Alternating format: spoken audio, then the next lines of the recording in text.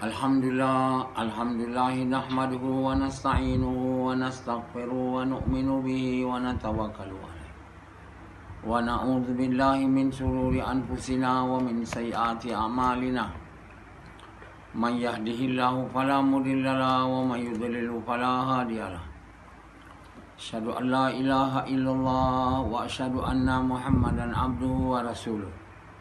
Sallallahu alaihi wasallam tabaraka wa sallama tasliman kasiran kasira amma ba'd.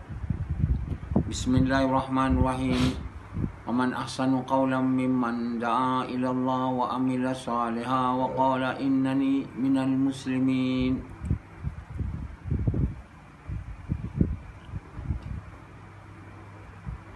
Tuan-tuan, bapak-bapak sekalian, yang tahu benar ni Allah. Kita selalu cakap lah ini benar pada kita lah. Tapi yang kita kata benar tu tak tentu benar. Tapi yang benar ni, yang betul dari Allah. Sebab dia tahu, dia maha tahu. Selain Allah tak ada maha tahu. Tahu sikit-sikit je. Ada yang tak tahu sikit dah belagak nak mengatakan dia benar. Jadi manusia banyaklah kata dia benar, aku pun benar, dia pun benar, lama gaduh. Jadi bila kamu bertengkar, kamu kembali pada kitab Allah. Tengok apa Allah mahu. Sebab yang Quran ni, kitab ni itu benar ni. Itu tak boleh kata tak betul, benar. Siapa yang tak membenarkannya, dia tak ada iman kepada Allah. Maka kafir yang menidakkan Quran ni. Siapa yang menidakkan Quran ni, dia orang jahat. Orang yang menidakkan Quran ni akan masuk neraka ni, pasti. Kerana dia menidakkan kebenaran. Orang yang menidakkan Quran, walau satu ayat pun, bukan kena seluruh Quran, satu ayat ni kata tak benar, dia masuk neraka. Jadi kita kalau tak mau buat amal Quran, satu hal kita tak boleh kata dia salah, dia betul. Betul, yang tak betul apa? Yang tahu yang benar ni Allah. Waktu zaman Nabi dulu, Nabi tanya sahabat-sahabat kata tak tahu. Hari ni hari apa? Kata Nabi. Kan? Tak tahu. Jangan tak. Sebab dia tahu, dia takkan boleh tahu. Walaupun dia tahu, dia tak nak cakap. Dia tak tahu. Allah dan Rasul dia tahu. Jadi apabila Allah bagi tahu, Rasul bagi tahu, itu benar. Waktu itulah. Waktu Nabi SAW hidup. Kita sekarang tak. Semua tahu. Saya tahu. Hang tahu apa? Macam Rashidi, dia sampai universiti dia. Ada PhD. Ada master. Ada ijazah. Tak ada. Universiti pun tak masuk.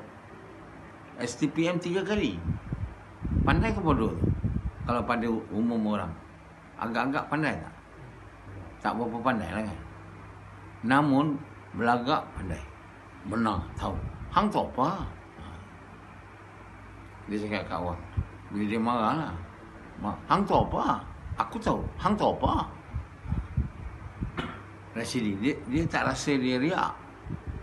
Bongkak. Apa pun tak ada. Kita hari ni manusia, kita ingat kita tahu, memang kita bongkak. Sebab kita tak boleh tahu. Kata tahu, hang tahu apa? Aku tahu. Ada. Jadi banyaklah orang yang macam ni. Jadi terutama orang utara ni. Orang Perlis dengan Kedah ni. Sangat suka perkataan hang tahu apa?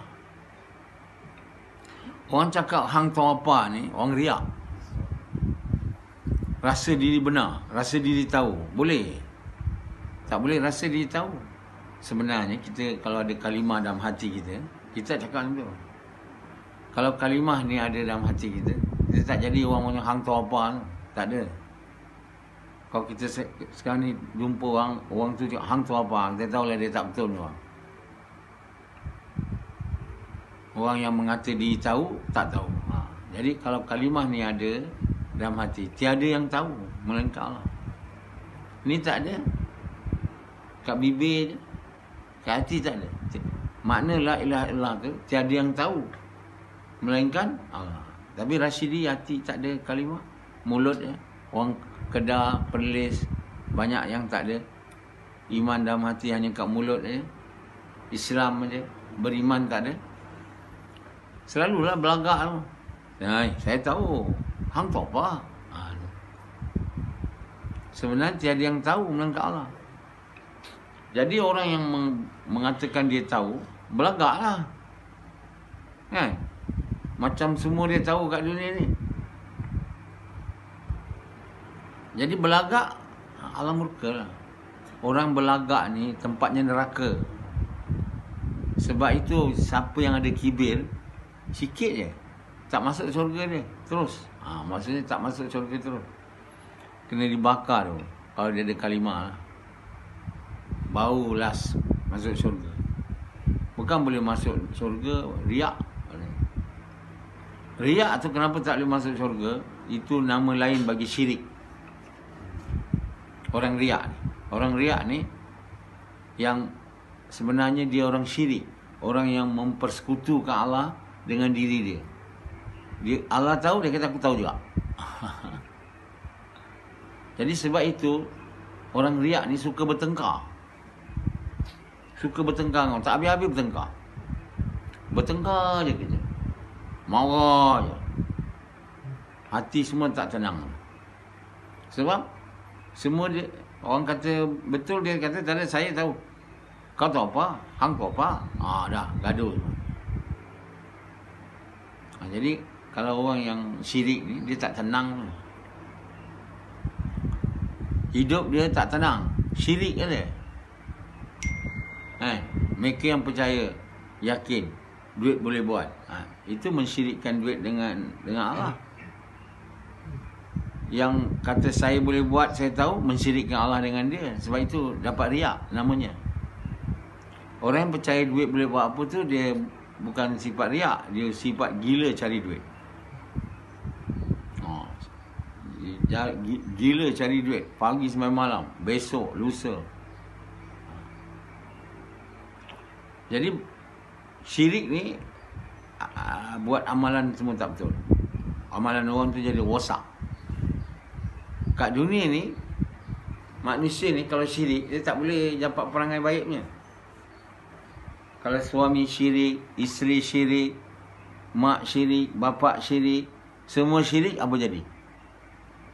Jadilah kehidupan manusia dalam dunia ni huru-hara tu. Semua huru-hara. Takkan bahagia. Yang bahagia ni Allah bagi dalam hati orang yang hilang syirik. Itu Allah bagi bahagia. Kita kata doa Allahumma inni a'udzubika minal hammi wal hazan. Hilangkan duka cita. Tak kabul doa tu kalau syirik. Doa dah banyak dah hilangkan dari duka cita dan tak hilang. Sebab itu orang syirik ni orang duka cita.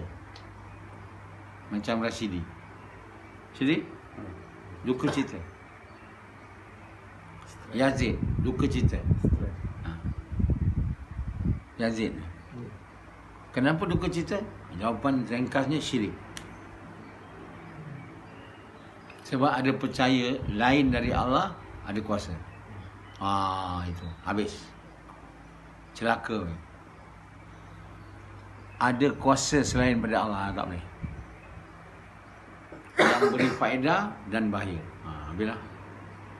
Kalau kita percaya ada kuasa selain Allah boleh bagi faedah, syirik.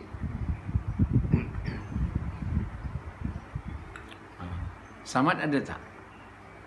Maknanya kalau samad ada percaya selain Allah bagi faedah, selain Allah bagi bahaya, dia jadi duka cita. Takut. Takut tu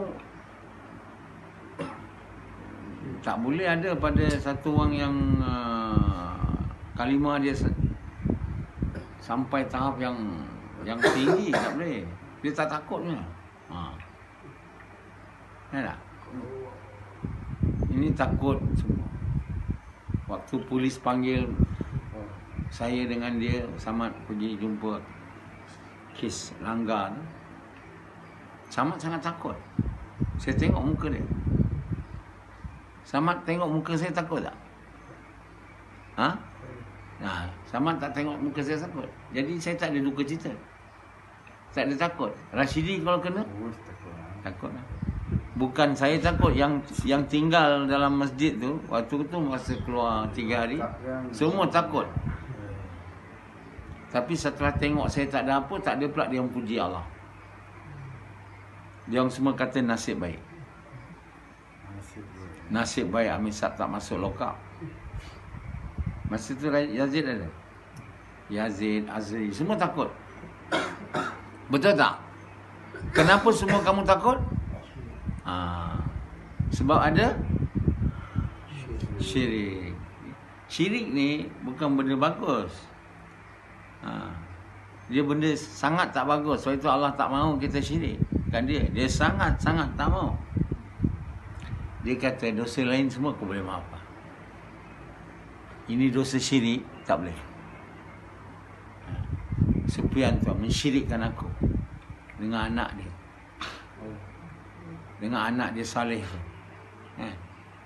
Aku bagi dia anak. Lepas anak tu dah lahir, dia sekutukan pula anak dengan aku. Kerana anak dia tak mau tahan aku. Dia tak mau keluar jalan Allah. Sayang anak dia. Itu nama syirik lah tu. Orang yang tak nak tinggalkan anak bini dia kerana taat perintah Allah, keluar jalan Allah. Ini orang syirik. Sebab apa? Dia takut datang mudarat pada anak keluarga dia kalau dia keluar. Itu orang syirik lah. Hilangkan syirik tu kena keluar lah. Ya Allah, apa? Ini tak nak. Tak ada siapa boleh bagi bahaya. Tak ada siapa boleh bagi faedah. Ini perkara lesson nombor 1. Tiada yang boleh bagi baik, buruk tu. Lebih kurang tu. Faedah atau bahaya. Tak ada. Tak ada siapa boleh bagi. Yang bagi hanya Allah. Jadi kalau kita buat baik, kita taat perintah Allah, Allah sayang kita. Allah sayang kita. Takkan Allah bagi bala kita pula. Adalah tidak manasabah. Satu orang kekasih Allah bagi wabak COVID-19. Tak boleh. Boleh ya Yazid? Bukan COVID-19 je, apa sajalah musibah. Duka cita tak bagi, susah tak bagi kat dia. Mana ada dia sedih? Sebab itu, kalau kalimah ni masuk dalam hati kita, ke tahap yang tinggi, hilang duka cita. Dan tak ada masalah lah. Sebab tak ada syirik. Ini syirik tu ada, duit ada. Tak boleh buat apa. Yang kau nak suruh bahagia ni bukan sebab kau tak ada duit. Sebab kau ada syirik. Nanti kalau kau ada syirik banyak duit, kau tak bahagia juga. Macam Rashidi. Syirik je. Mana nak bahagia? Ada duit pun syirik. Banyak duit pun syirik. Itu yang bab tak bahagia tu. Tak bahagianya kita ni sebab syirik. Tapi syirik tu akan dihilangkan oleh Allah bila kita buat kerja.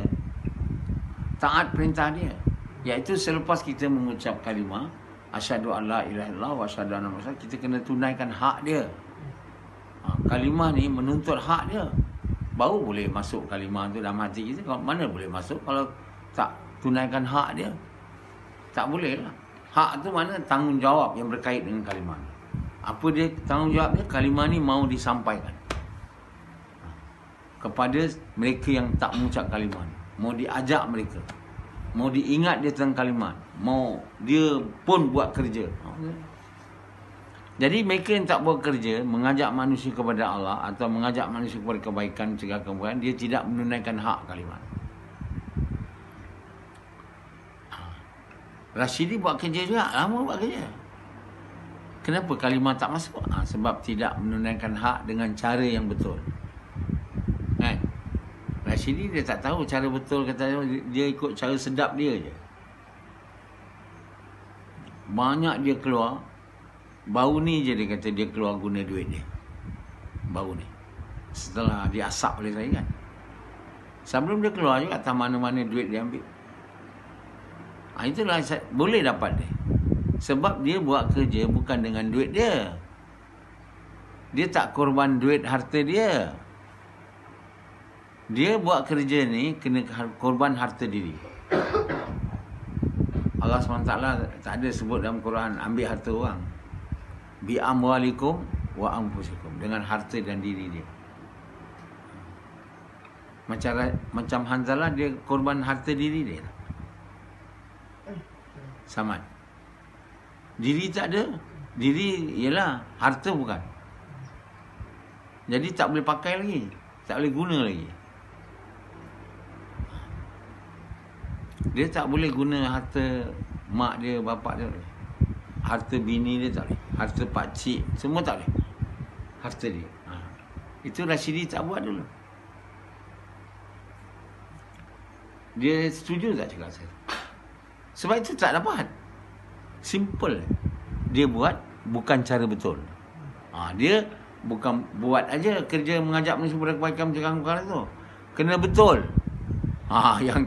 Yang tak betul tu lah last kita nipu diri kita lah. Kita akan dapat faedah dia.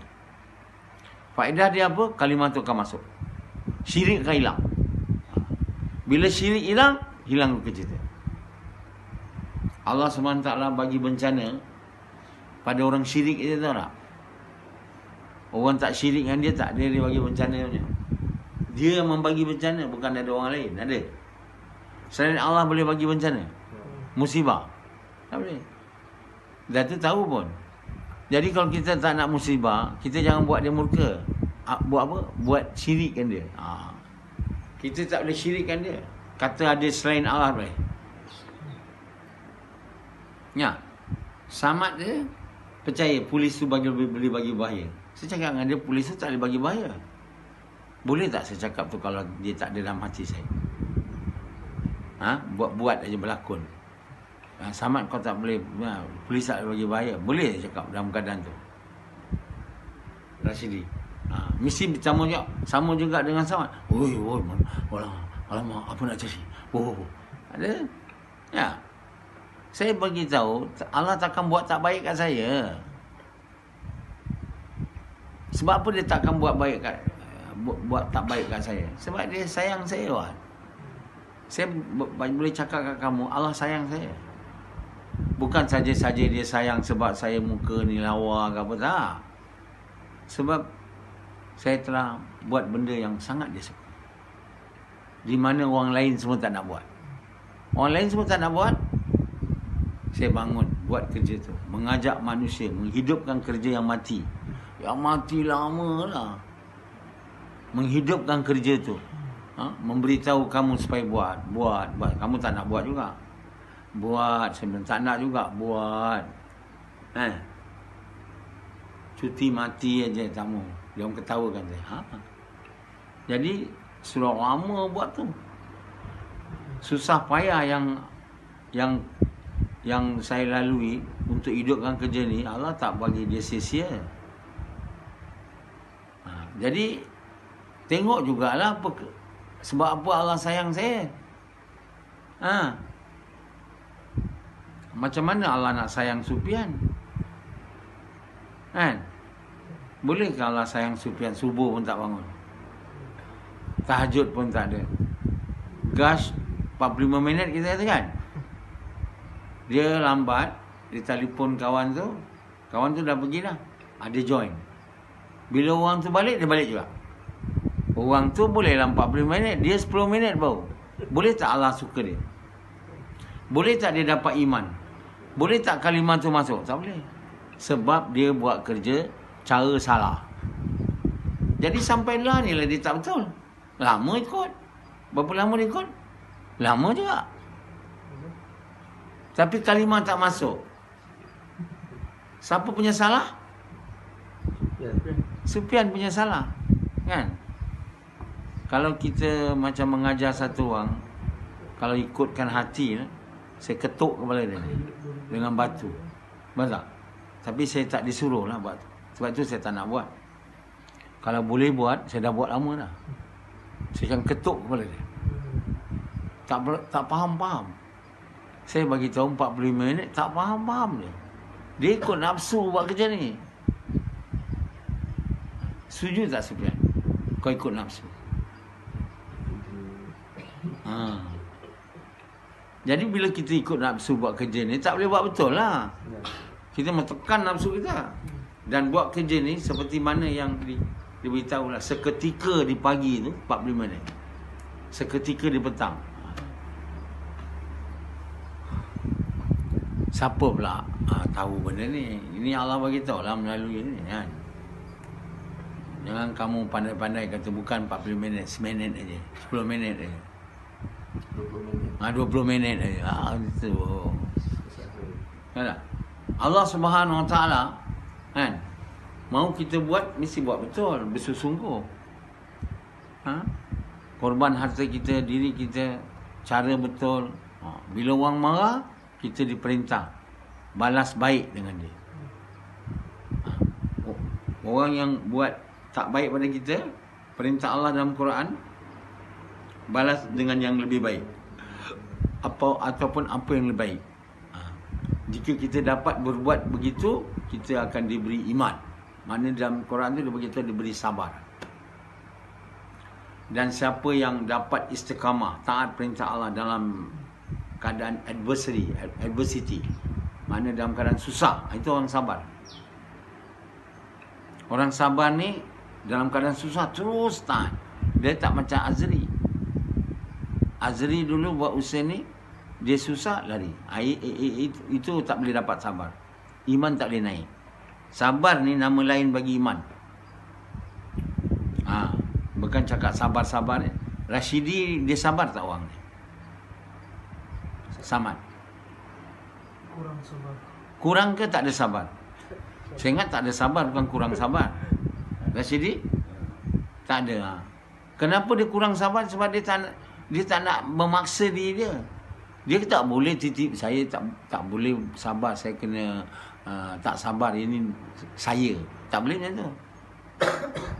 Kita kena tekan. Bila orang buat tak baik kat kita buat kerja ni, ajak dia kepada kebaikan, ajak dia mengucap, ajak dia ingatkan dia kalimah, lepas tu dia marah kita. Ataupun dia tengking kita. Kita tak boleh balas dia dengan yang buruk juga. Kita kena balas dengan yang lebih baik. Dalam Quran tu beritahu lebih baik. Atau yang lebih bagus. Atau balas buruk dengan baik lah. Paling kurang diamlah, tak buat apa-apa. Paling kurang tu. Jangan cakap apa-apa kat dia. Jadi bila kita nak buat itu, kata Allah, akan diberi sabar.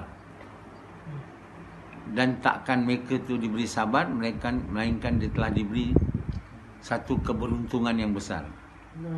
Maksudnya dengan sabar tu, kata Allah, dia akan dikurniakan dengan kebahagiaan di dunia dan di akhirat. Mereka tu adalah mereka yang telah dikurniakan oleh Allah kebahagiaan.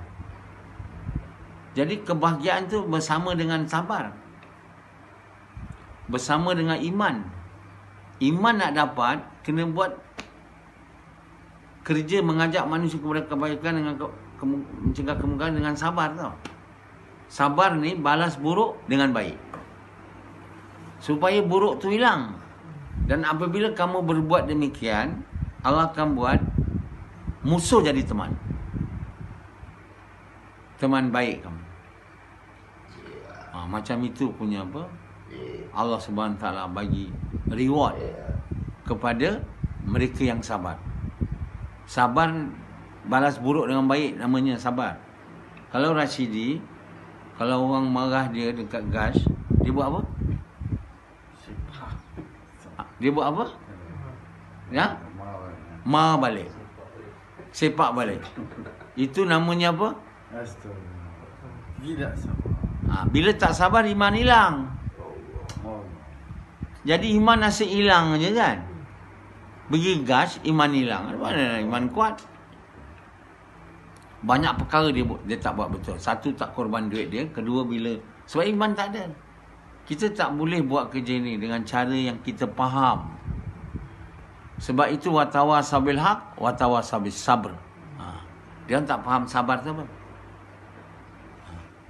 Kita buat mengajak manusia kepada hak ni, kalau orang marah kita, balas baik dengan dia. Itu nama sabar. Nabi Isa alaihissalam pukul pipi kiri bagi pipi kanan bagi kiri. Nabi pukul kiri bagi kanan bagi hadiah lagi. Nabi Muhammad SAW. Jadi kalau kita tak boleh suruh dia pukul lagi kita, dia pukul, dia bagi lagi pukul, lepas tu bagi hadiah. Tak boleh, diam. Tu paling kurang lah. Tu pun tak buat. Macam mana nak dapat iman dengan gas? Mesti Allah duga kita masa buat gas, takkan orang suka semua. Kalau suka semua, mesti orang suka buat gas. Kerana buat gas ni ada kala jumpa orang tak baik. Yang bagi kita jumpa orang tak baik tu Allah, bukan kita. Tujuan Allah bagi kita orang tak baik tu untuk bagi kita sabar, untuk iman kita naik kan? Jadi Azri dia tak sabar, dia cabut lari. Apa jadi pada dia? Duka cita, iman lemah, tanam sayur, tanam jagung, tanam apa pun tak boleh buat apa. Tak boleh hilang duka cita dia. Jadi kita hari ni tak taat, tak ikut cakap. Salah siapa? Salah kita. Kita tak ikut cakap, tak mau taat sebab apa? Sufian? Ikut suka hati maksudnya? Ikut suka Allah. Bukan, apa maksud ikut suka hati tu? Nafsu. Maknanya nafsu tu kuat. Tak pernah dicincang nafsu. Dilayan dan dibelai. Bermula dengan banyak makan lah nafsu tu. Setengah orang dia banyak puasa, dia sebenarnya nak tekan nafsu dia. Tapi itu sebahagiannya dia nafsu tu. Dia tak nak. Seks, banyak seks, itu membela nafsu lah. Banyak seks, makan, minum, bersih, itu semua nafsu. Jadi bila nafsu tu membesar, tak sukalah yang menekan nafsu tu. Tak suka. Macam Sufian ni, dia banyak melayan nafsu. Bila kita melayan nafsu, dan ni Aziz ni melayan nafsu, jadi nafsu ni bila dilayan, dia jadi gemuk. Dia jadi berkuasa atas kita. Kita nak suruh, kita nak tekan dia, tak boleh. Kita mesti ikut dia. Tak nak keluar 40. Tak nak. Mereka yang tak nak taat perintah Allah, yang tak mau tekan nafsu dia. Kenapa dia tak mau tekan nafsu dia? Dia tak layan nafsu dia. Jadi tak ada orang kuat makan, kuat seks bersama dengan taat, kan?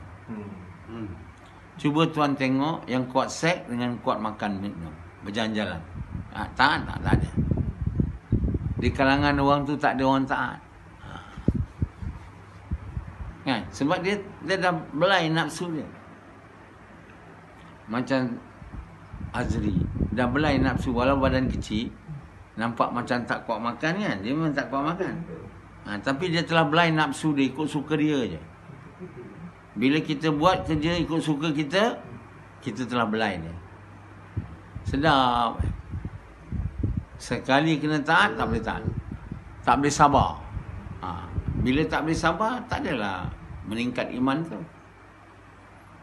Jadi bila tak dapat iman, dapat syirik, dapatlah duka cita. Muka kerut lah semua. Lepas tu banyak sakit. Kejap-kejap sakit. Macam Azri kan, dia bukan sihat. Punca utama Azri banyak sakit, tekanan lah, duka cita. Tak ada sebab lain kan. Sebenarnya hari ni orang makan pil tu, makan tu lah, pemakanan, suplemen itu semua. Itu semua kedua tu. Yang pertama punya, kena tenang dia punya roh. Bila roh tenang, baru fikiran betul, baru badan sihat. Ini tenang tak ada roh, makanlah suplemen banyak. Tak? Semua takkan datangkan faedah. Macam Hanzalah ni, dia banyak sakit. Dari dulu saya rawat dia. Saya suruh dia merawat, tapi tak mau teruskan rawatan, tak ada siapa nak boleh rawat kan. Jadi dia bedak lagi, tapi tekanan banyak. Apa tekanan dia? Dia suka layan nafsu dia. Nak dapat apa saja dia nak. Bapak dia cakap kat saya, nak bapak dia Asdi kan, Hanzalah ni mesti dapat apa dia nak. Itu jenis orang melayan nafsu lah tu. Tak boleh dia tengok adik dia lebih daripada dia. Ini perangai dia. Itu orang kuat nafsu ke kurang nafsu? Kuat. Tak, yang tengok tak boleh adik dia lebih. Itu maknanya apa? Kuat nafsu lah. Sebab itu dia tak tenang. Dia tak tenang. Tengok bapak dia sayang ni, dia tak tenang. Dia mau dia je. Jadi kerana perut dia rosak, bila tak tenang, pertama rosak badan dia perut. Apa maksud rosak perut? Buang yang besar susah. Tengok dia buang yang besar sampai hari ni susah. Saya tak boleh buat apa. Saya bagi tahu je ni. Darah dia jadi kotor.